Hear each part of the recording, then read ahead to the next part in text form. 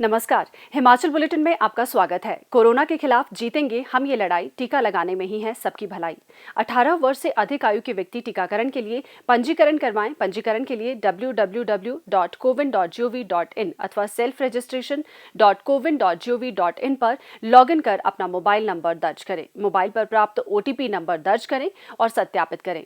Farm के अनुसार विवरण भरें और स्वयं को पंजीकृत करें। टीकाकरण के उपरांत भी 3 बहुमूल्य नियम अवश्य अपनाएं। हमेशा मास्क पहनें, अपने हाथ साबुन और पानी से नियमित तौर पर अच्छी तरह धोएं, दूसरों से उचित दूरी बनाकर रखें। अब पेश हैं आज के समाचार। मुख्यमंत्री श्री जयराम ठाकुर ने आज मंडी जिला के भंगरोटू में नवनिर्मित मेकशिफ्ट कोविड अस्पताल का लोकार्पण किया। उन्होंने अस्पताल के सभी खंडों का अवलोकन किया और स्वास्थ्य सेवाओं एवं सुविधाओं का जायजा लिया। इस मेकशिफ्ट कोविड अस्पताल का निर्माण 2300 वर्ग मीटर क्षेत्र में 7 करोड़ रुपए की लागत से किया गया है। इस अस्पताल में 104 ऑक्सीजन युक्त बिस्तर, 18 बेड की ICU सुविधा और 10 बिस्तरों के लेबर कम रिकवरी रूम सहित ऑपरेशन थिएटर की सुविधा उपलब्ध है। ऑपरेशन थिएटर में हार्ट अटैक जैसे मामलों में हृदय गति को सामान्य लाने के लिए अत्याधुनिक डिफिब्रिलेटर मशीन लगाई गई है। यहां एनेस्थीसिया वर्क स्टेशन भी स्थापित किया गया है। अस्पताल में मैनीफोल्ड ऑक्सीजन प्लांट से हर बेड के लिए ऑक्सीजन आपूर्ति की सुविधा प्रदान की गई है। इस अवसर पर मीडिया से अनौपचारिक बातचीत के दौरान मुख्यमंत्री ने कहा कि अत्याधुनिक स्वास्थ्य सुविधाओं से सुसज्जित ये अस्पताल कोविड महामारी से निपटने में सहायक सिद्ध होगा। इस महामारी के समाप्त होने के बाद भी ये अस्पताल सुपर स्पेशलिटी सुविधा के तौर पर उपयोग में लाया जाएगा। उन्होंने कहा कि प्रदेश सरकार ने कोरोना संकट से दृढ़ता के साथ निपटने के लिए स्वास्थ्य क्षेत्र के विस्तार के साथ साथ इसे सुदृढ़ करने तथा क्षमता निर्माण में बेहतरीन काम किया है। श्री जयराम ठाकुर ने कहा कि प्रदेश सरकार के बेहतर प्रबंधन के परिणाम स्वरूप ही कोरोना मामलों में वृद्धि होने की परिस्थिति में भी मरीजों के लिए ऑक्सीजन बेड और ऑक्सीजन आपूर्ति की कमी नहीं आई। मुख्यमंत्री ने कहा, डेडिकेटेड आज नेरचौक में मेडिकल कॉलेज के साथ में दूसरी एक सुविधा कोविड के लिए जो फिलहाल इस्तेमाल की जाएगी, जो मेकशिफ्ट अरेंजमेंट के अंतर्गत जो ये नया हॉस्पिटल हमने यहाँ पर जो प्रीफैब्रिकेटेड स्ट्रक्चर के साथ जो बनाया, उसकी विधिवत हम शुरुआत कर रहे हैं। उसका उद्घाटन करने पर मैं सभी को बधाई भी देता हूँ। लगभग 7 करोड़ की लागत से ये हॉस्पिटल बनकर के तैयार यहाँ पर किया गया है और इसी बात को ध्यान में रखते हुए कि हिमाचल प्रदेश में कोविड के इस दौरान ज़्यादा से ज़्यादा बेहतर सुविधाएं हम उपलब्ध करा सकें, बेड कैपेसिटी को बढ़ा सकें और बेड कैपेसिटी ही नहीं, बेड कैपेसिटी के साथ ऑक्सीजनेटेड बेड उपलब्ध करा सकें। और ये एक हॉस्पिटल ऐसा होगा जो कोविड के पेशेंट को तो जब तक कोविड रहेगा तब तक के लिए तो ये बेहतर सुविधाएं देगा ही, लेकिन कोविड अगर समाप्त होता है तो उसके बाद भी सुपर स्पेशलिटी के रूप में हम इसका इस्तेमाल जो है इसका करने के लिए सोच रहे हैं, क्योंकि बहुत बेहतरीन सुविधाएं इसके अंदर उपलब्ध करवाने की हमने कोशिश की है। मुझे इस बात को लेकर के संतोष है कि जो इस पीरियड में हमने इंफ्रास्ट्रक्चर को स्ट्रेंथन करने के लिए, चाहे वो बेड कैपेसिटी की बात है, चाहे वो ऑक्सीजन की बात है, चाहे वो और सुविधाओं की बात है, उसमें हिमाचल प्रदेश ने बहुत बेहतर ढंग से काम किया है। इस बात को मैं कह सकता हूँ कि पूरे उत्तर भारत में हिमाचल एक ऐसा प्रदेश है जब कोविड का कोई पेशेंट अगर हॉस्पिटल आया तो हॉस्पिटल में उसको बेड मिला है। बेड यहाँ पर उपलब्ध करवाए गए और बेड के साथ जिस पेशेंट को ऑक्सीजन की ज़रूरत थी, ऑक्सीजन यहाँ पर उपलब्ध कराई।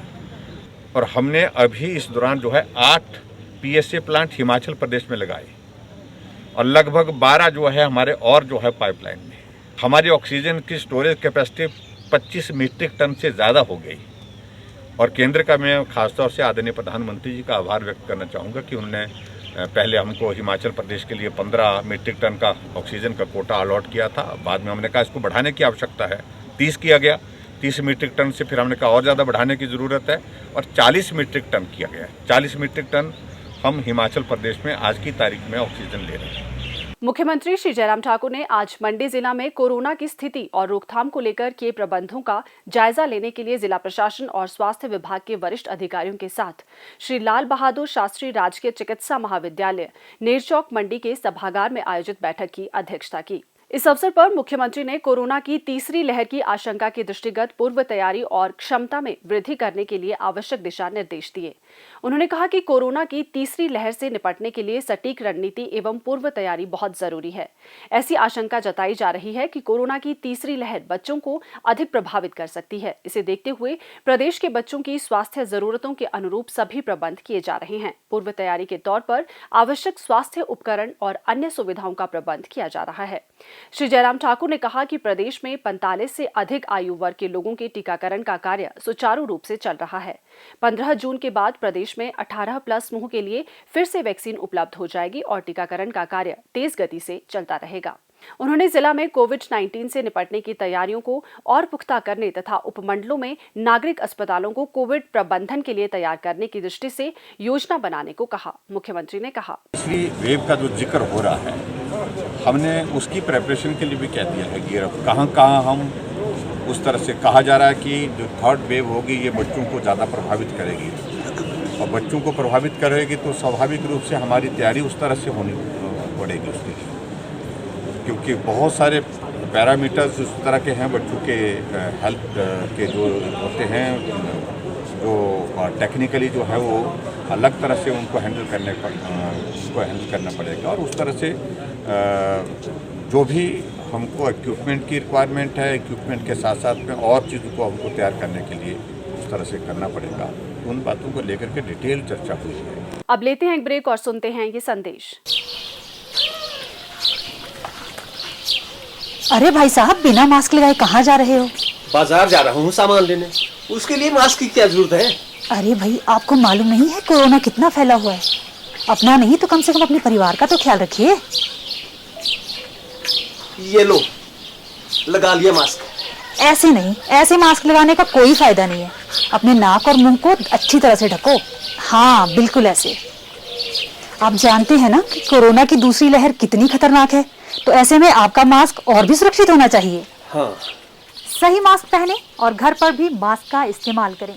इसके अतिरिक्त अपने हाथों को बार बार साबुन और पानी से अच्छी तरह धोएं। सैनिटाइजर का इस्तेमाल करें और दूसरों से उचित दूरी बनाकर रखें। खुद भी सुरक्षित रहें और अपने परिवार और समाज को सुरक्षित रखने में अपना योगदान दें। ये हम सब की जिम्मेवारी है। स्वास्थ्य एवं परिवार कल्याण विभाग द्वारा दोपहर 2 बजे जारी बुलेटिन के अनुसार प्रदेश में कोरोना संक्रमण की जांच के लिए आज 2358 लोगों के सैंपल लिए गए, जिनमें से 795 लोगों की रिपोर्ट नेगेटिव पाई गई है, जबकि 1489 लोगों की रिपोर्ट आना बाकी है। अभी तक 19,53,189 लोगों की जांच की जा चुकी है, जिनमें से 17,59,193 सैंपल की जांच नेगेटिव पाई गई है। प्रदेश में कुल 1,92,373 लोगों में कोरोना वायरस के संक्रमण की पुष्टि हुई है, जिनमें से 1,78,699 लोग इस बीमारी से ठीक हो चुके हैं और 10,451 व्यक्ति उपचाराधीन हैं। हिमाचल बुलेटिन देखने के लिए सब्सक्राइब करें YouTube channel DPR Himachal, follow करें ट्विटर @DPRHP, लाइक करें Facebook page information and public relations department Himachal Pradesh, visit करें वेबसाइट www.himachalpr.gov.in। इस अंक में इतना ही। कल फिर होगी मुलाकात। दीजिए इजाजत। नमस्कार।